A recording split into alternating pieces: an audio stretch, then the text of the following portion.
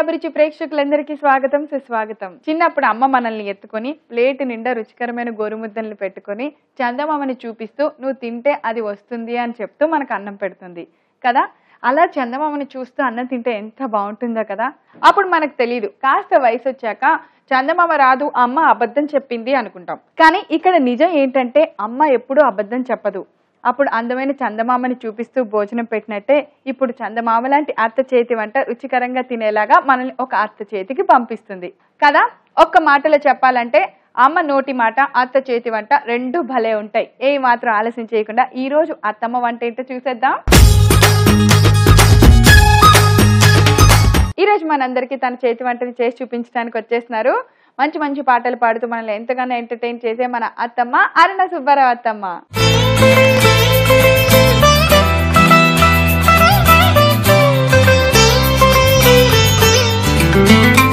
Hi అరుణ సుబ్బారావు అత్తమ్మ. Hi తల్లి, ఎలా ఉన్నారు? బాగున్నాను రా, నువ్వెలా ఉన్నావు? గుడ్ అమ్మా. మా అబ్బాయి పిల్లలు బాగున్నారా? అందరు బాగున్నారు. సో సూపర్ అత్తమ్మ, మీరు రకరకాలుగా అంటే మంచి రెసిపీస్ ఇలా చిటికలో చాలా త్వరగా రెడీ అయిపోయి ఎక్కువ చేస్తూ ఉంటారు. ఈ రోజు ఏం చేస్తున్నారు? అటుకుల లడ్డు మా కోళ్ళకి ఇష్టమని తెలిసి తయారు చేస్తున్నారా? అటుకుల లడ్డు. అటుకులతో మనం పాత వాళ్ళు ఏమనేవారంటే లడ్డు అనేవారు కాదు, ఉండ అనేవారు. అటుకుల ఉండ. అటుకుల ఉండ. ఇంకోటి అంటే బెల్లం ఆరోగ్యానికి మంచిది, అటుకులు చాలా మంచిది, అందుకని తొందరగా అరుగుతుంది, తొందరగా అరిగిపోద్ది.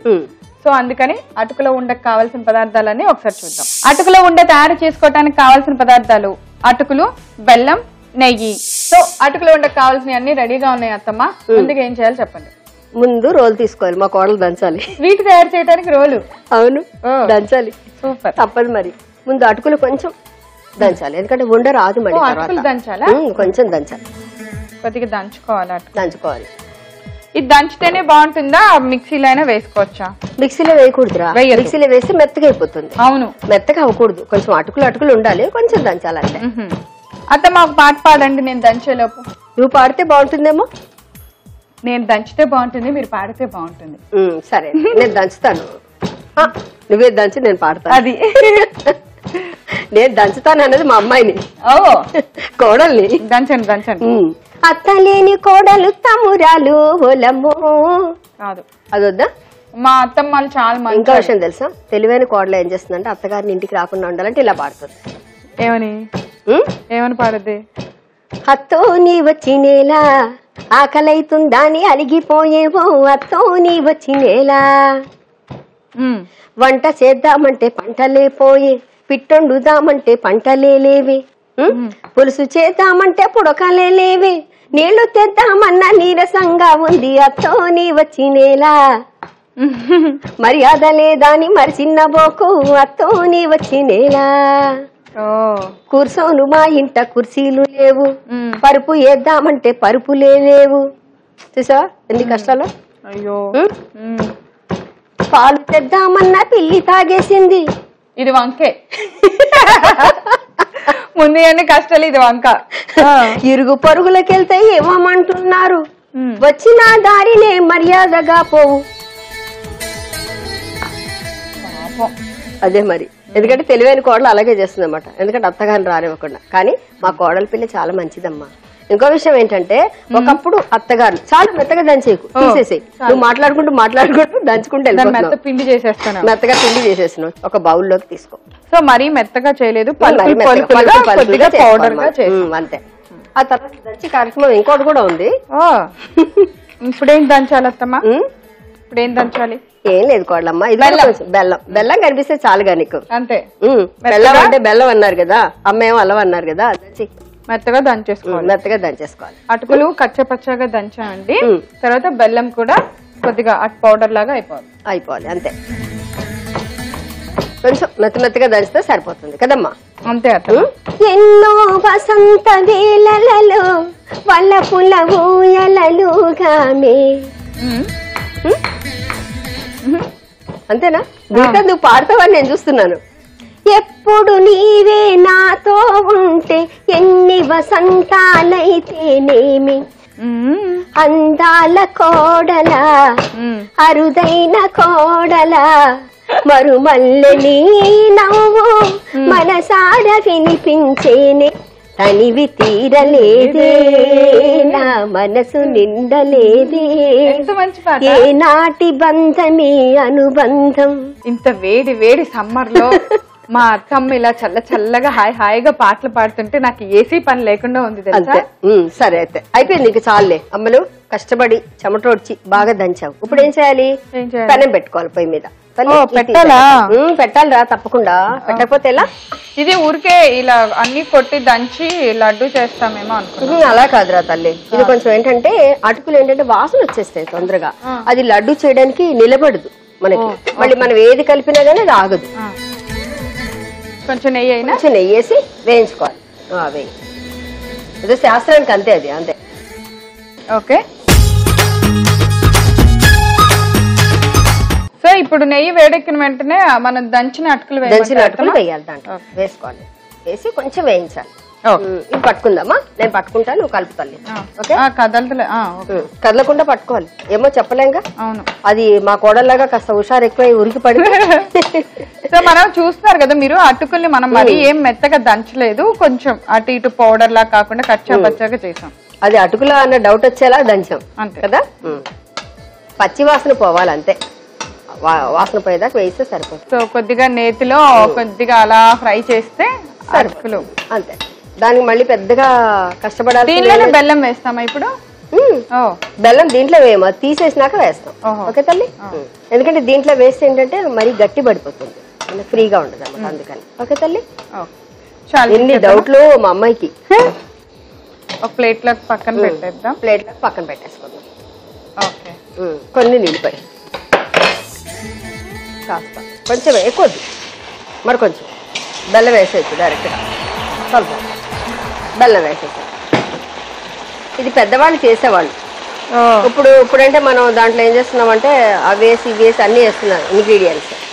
అంటే అది మన ఇష్టం, జీడిపప్పు అవి ఇవన్నీ వేసుకోవడం అనేది మన ఇష్టంతో ఆధారపడి ఉంటుంది. ఇలా చేసి ఇచ్చేయచ్చు. ద ఒరిజినల్ రెసిపీ లడ్డు అటుకులో ఉండ ఇదే. అటుకులో ఉండ ఇదే.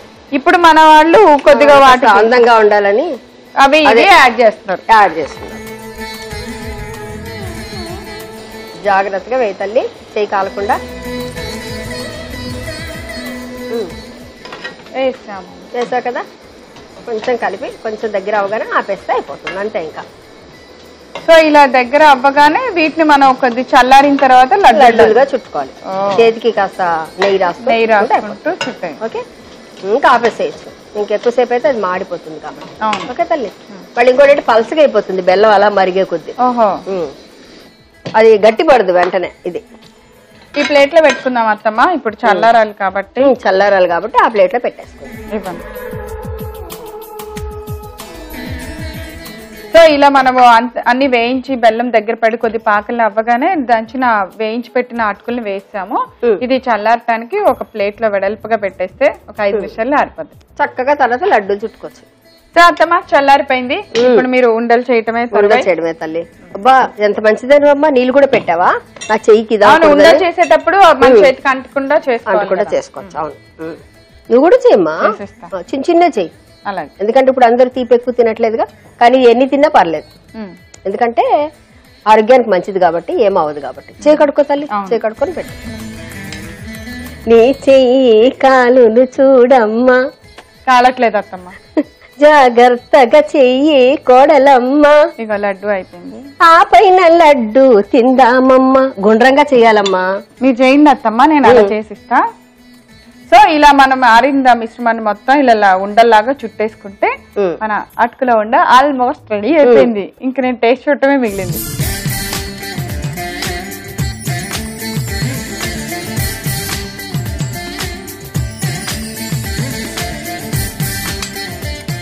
ఓ కోడలమ్మ తిని చూసి చెప్పవమ్మా. ఓకే, లడ్డు చేశాను.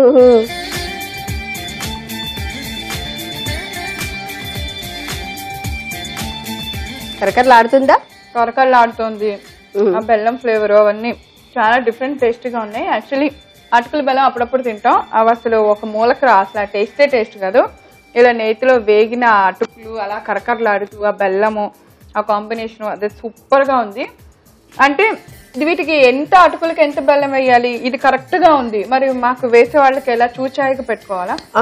ఏం లేదు మా, కప్పు అటుకులు అనుకో, కప్పు బెల్లం తీసుకో, అంతే. అంతే.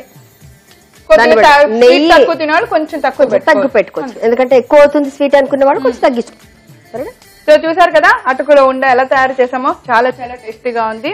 ఒక కప్పు అటుకులు అయితే ఒక హాఫ్ కప్పు బెల్లం వరకు పెట్టుకొని చేసుకోండి, చాలా టేస్టీగా ఉంది. దీనికి కావాల్సిన పదార్థాలు తయారు చేసే విధాన్ని ఒకసారి రిపీట్ చేస్తే నోట్ చేసుకోండి. అటుకుల ఉండ తయారు చేసుకోవడానికి కావాల్సిన పదార్థాలు: అటుకులు, బెల్లం, నెయ్యి.